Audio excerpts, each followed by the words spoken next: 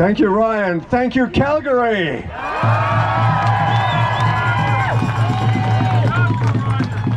I've heard about you lot.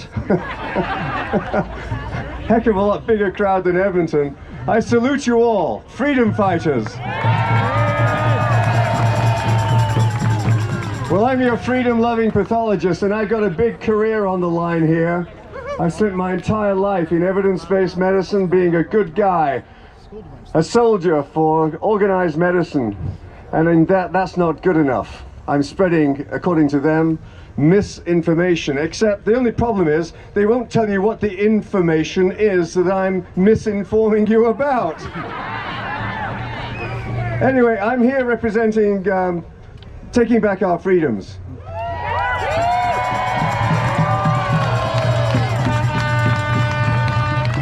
It's a Calgary-based organization that's going national. It's led by Brian Peckford, who, as you know, is the ex-Premier of Newfoundland and the last living signature on the Charter of Rights and Freedoms. I'm helped here by my dear wife, Nicole, who's been doing all the brutal stuff in the stores. I'm the coward, she's the hero. And she's selling buttons as a fundraiser for TBOF, $10 a pop. All money's going to Taking Back Our Freedom. So any of you that would like a button, please approach her and she'd be happy to take your money.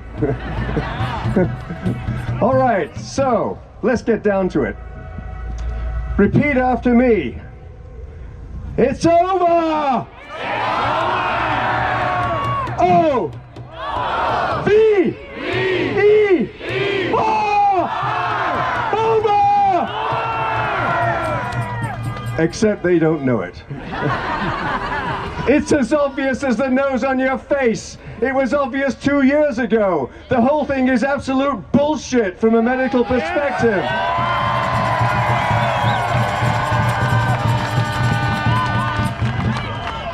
The Great Barrington Declaration. Do nothing except protect the elderly. You know what? To this day, they're not protecting the elderly. Why? Because every old person in a nursing home is by definition vitamin D deficient, and they're not getting a supplement every day. It's cheap, it's effective, and it works. That's the scale of the nonsense that's going on. Government practicing medicine, a very dangerous game. Politics playing medicine. Government is your new doctor. Be worried. Be very worried. Because they're trampling on medical rights that we've had for centuries. First do no harm and informed consent. Tell me, how can you have informed consent if you're not informed? In medicine we call that medical malpractice. And I say to this, I'm making a point of saying it, come and get me. The colleges of physicians and surgeons across this country and across the West are guilty of themselves of medical malpractice of the most profound degree, because normally they nail you in the profession for practicing medical malpractice on one person, your patient. They're practicing medical malpractice on society. It's never been happened before. The colleges are there to protect you from me, to make sure I'm not a pedophile, to make sure I'm not cutting off the wrong leg. And instead of that, they've done a 180. They're saluting in government's general direction. They're not banging the desks at the Ministry of Health saying, why the hell are you doing this? It's all wrong. No. They are co-conspirators with government in state-sanctioned murder. Period.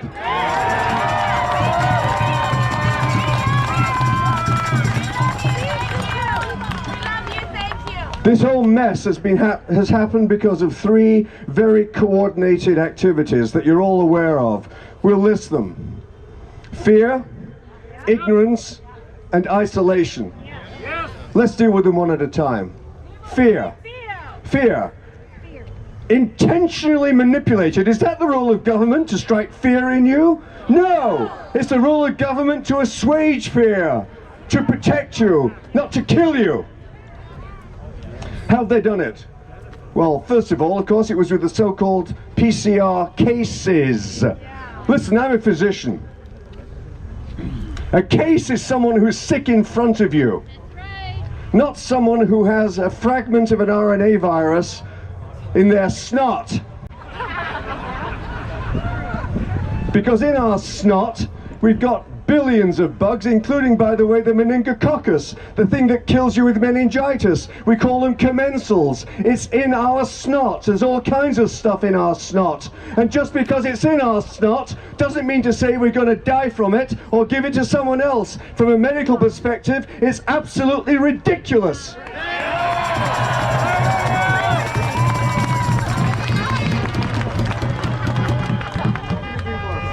The fear has been maintained, of course, over 2 goddamn years. 2 goddamn years they've been sticking it to you with their lies, their propaganda. You've had this in the mail. This is legally culpable. They say in here, and I'm just quoting from many areas that I could quote from, is the vaccine harmful to pregnant women? No, in bold letters, period. There is no evidence, listen to this, there is no evidence that COVID-19 vaccines are harmful for those who are, those, by the way, all the men here, for those who are pregnant. They're very correct, aren't they? No, there is no evidence that they're harmful. Well, of course there isn't. Do you know why? Because they haven't looked for it. The most protected class in society are pregnant women. We never, ever, ever give a pregnant woman anything that's not been tested to the most thorough degree possible. And what are they doing now? With no clinical trial of significance, they're injecting this experimental product into the arms of pregnant women. It is beyond despicable. And not only that, but they're saying it's safe, and that is morally culpable.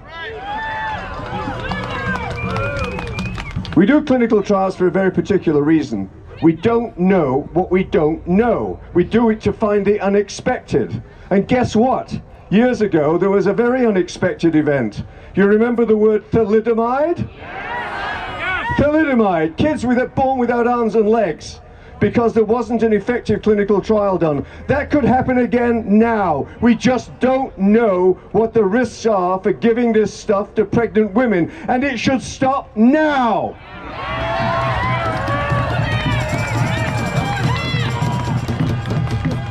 Let's talk about kids. Kids, we talked about the most protected class, pregnancy. The most precious class are our children. Our children have been smacked by this government ×3. Number 1, vaccines. Look, children are not dying of COVID anywhere in the world unless they've got a serious underlying condition, period. They're not dying of COVID, and so why inject them with an experimental agent that's not tested if it's not needed, and furthermore it's killing them with myocarditis. This is child sacrifice to appease the new gods, and it's got to stop.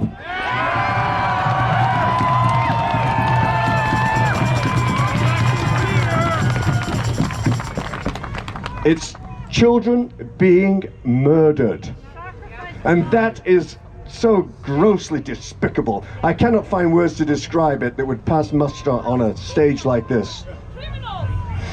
Okay, so yeah, that was the first assault. Vaccine, unneeded, untested, and killing them. What else is happening to kids?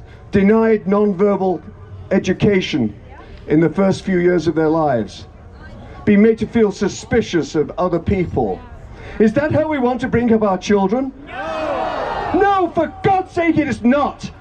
And these idiots running the show are doing precisely that. It's a measurable reduction in IQ. And thirdly, children will be paying for this mess for the rest of their lives because of the massive, massive spending, the borrowing on the national debt. it will have to be repaid. And you either do that by raising taxes or reducing services. There's no magic out there. They're looking forward to a life with a reduced standard of living precisely because of the massive overreaction that these idiots have put you through for 2 years.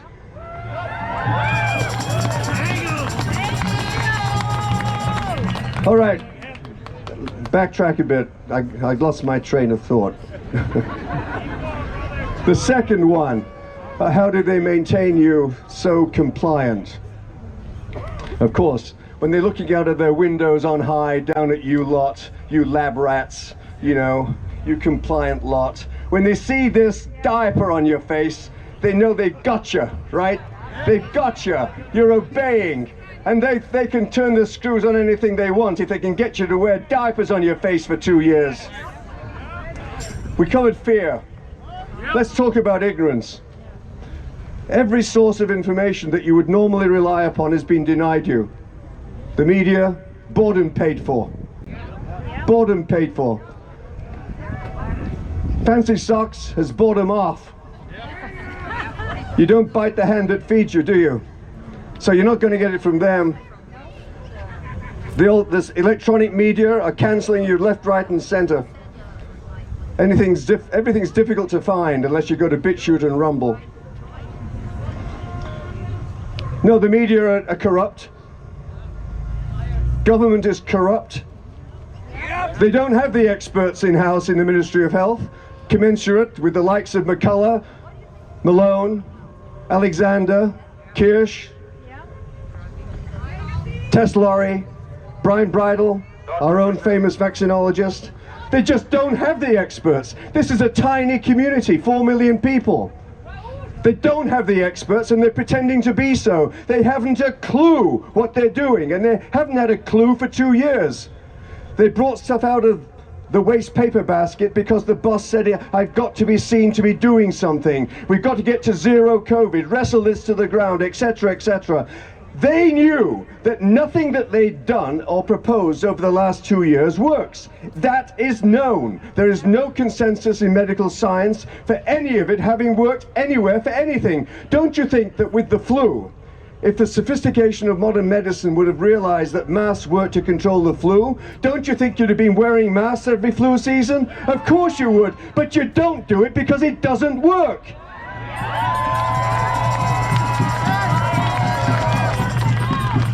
So, I'm getting a little nudge here and I better wrap up. Don't blame me, blame Ryan here. He's the problem. Anyway, just to close on those three, you got fear, ignorance, doctors, the church. If the church was united, every time a united church takes on the state, the church wins, hands down. They were hiding behind their pulpits. They should have been leading you and they chose not to. Damn right. And then finally, isolation, otherwise known as quarantine. Don't let people speak to each other, right? Our college has said to us, physicians, do not discuss this with your neighbors. It's in print. Can you understand the degree of coercion that there is there? So I'll leave with you with a few phrases to go home with. This is nothing more than the rape of our soul. The rape of our soul.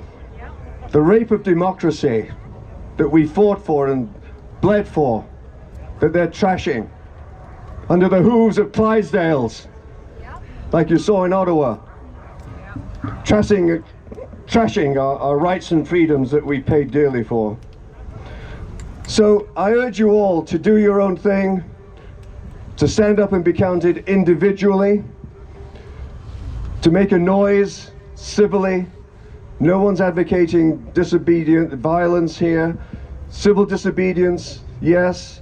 The right to protest, yes. The right to assemble, yes. This is your right to assemble here.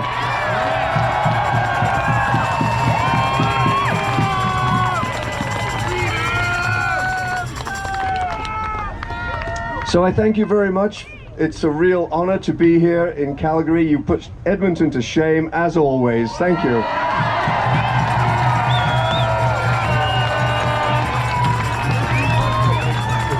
Thank you, Dr.